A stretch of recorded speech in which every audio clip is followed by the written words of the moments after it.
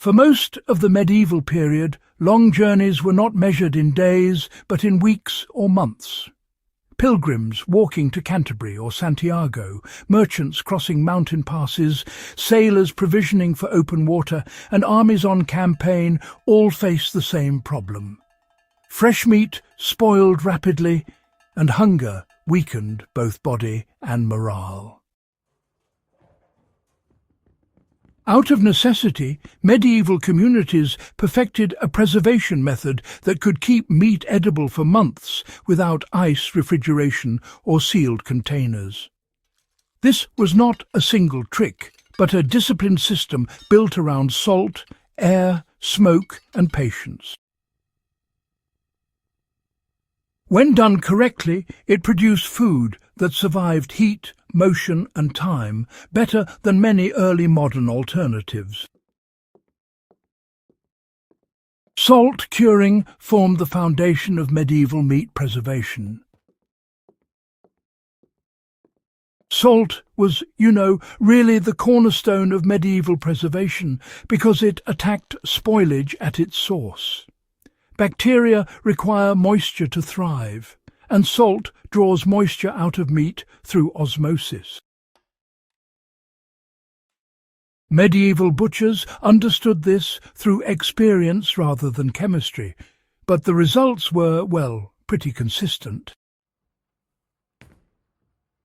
Freshly slaughtered meat was first cut into manageable joints or strips. Large bones were removed when possible because marrow spoiled quickly. The meat was then packed in coarse salt, not sprinkled lightly, but buried completely. This process could last several days, depending on thickness. During this time, liquid drained away, carrying blood and water that would otherwise feed decay. For practical use today, the same principle applies. Thick cuts require more time and more salt than thin ones. Medieval texts warn that undersalting ruined entire stores, while oversalting could be corrected later by soaking. Air drying turned salted meat into travel-ready rations. Once salt curing removed most moisture, the meat was not yet finished. The next stage was controlled drying. Medieval households hung salted meat in lofts, sheds, or covered outdoor racks where air could circulate freely, but rain and insects were blocked. This step was crucial for long journeys. Drying further reduced moisture and hardened the surface, creating a natural barrier against spoilage. The goal was not brittleness, but firmness. Well-dried meat could be carried in cloth sacks without leaking or rotting. So, these days, a modern application would involve hanging salted meat in a shaded, well-ventilated space with a steady airflow. It's a simple process, really, but it makes all the difference. Direct sun was avoided historically because it cooked the exterior while trapping moisture inside, which unfortunately led to spoilage. In many regions, drying was combined with smoking. This not only added a layer of protection, but also imparted a distinctive flavour to the meat. Smoke, you see, carried compounds that actually slowed bacterial growth and, deterred insects. Medieval smokehouses were honestly simple structures, often nothing more than a hearth and a vented roof. But, they were remarkably effective. The meat would hang above cool, steady smoke for days or even weeks. The fire, mind you, was not meant to cook the meat, only to bathe it in preservative vapours. Hardwoods such as oak, beech and fruitwood were favoured because they burned evenly and produced clean smoke. For travellers, smoked meat offered an advantage beyond preservation. It resisted mould in damp conditions and remained edible even when surface growth appeared, as the interior stayed dry and salted. One mistake modern observers make is assuming medieval preserved meat was always eaten as is.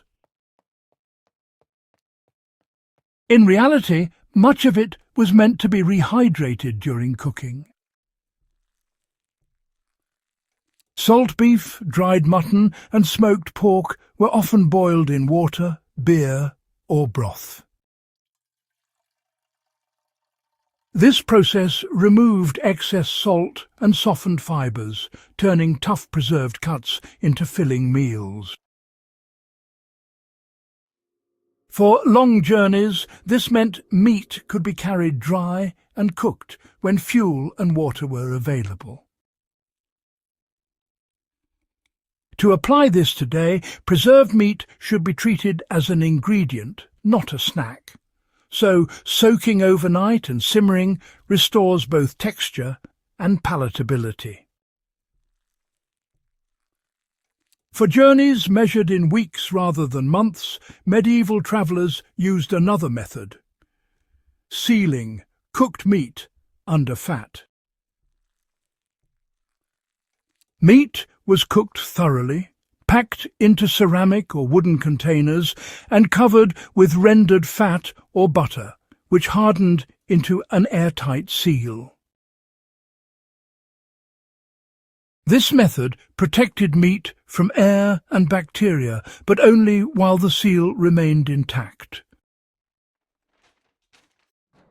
Once opened, the clock began ticking. These potted meats were common for ship voyages and military officers who had access to better supplies. In practical terms, this technique works best when containers remain closed until needed and are kept cool. It's less rugged than dried meat, but certainly more palatable. Contrary to popular myth, medieval people did not use spices to hide rotten meat. You see, spices were expensive, and preservation depended on salt and drying, not flavourings. When spices were added, it was for taste, and well, sometimes for a mild antimicrobial benefit, not to rescue spoiled food. This distinction matters because it shows how methodical medieval preservation really was. Spoilage was avoided, not disguised. The success of medieval meat preservation lay in its scalability. Villages could produce surplus for trade. Armies could requisition dried meat by the cartload. This system fed crusades, supported transcontinental trade, and, sustained exploration centuries before modern packaging. It worked because it respected environmental limits and biological realities. Applying medieval principles today remains straightforward and reliable. To use this method now, begin with clean, fresh meat. Salt it thoroughly and allow time for moisture to drain. Dry it slowly with airflow. Smoke it if conditions allow. Store it dry and protected. Rehydrate before eating. These steps require attention, not technology. That is why they endured. This preserved knowledge still belongs in modern survival thinking. If this exploration of historical food preservation strengthened your understanding of practical survival knowledge, subscribe to Backyard Wisdom. Share this guide with others who value durable skills and help keep these hard-earned lessons alive for future generations.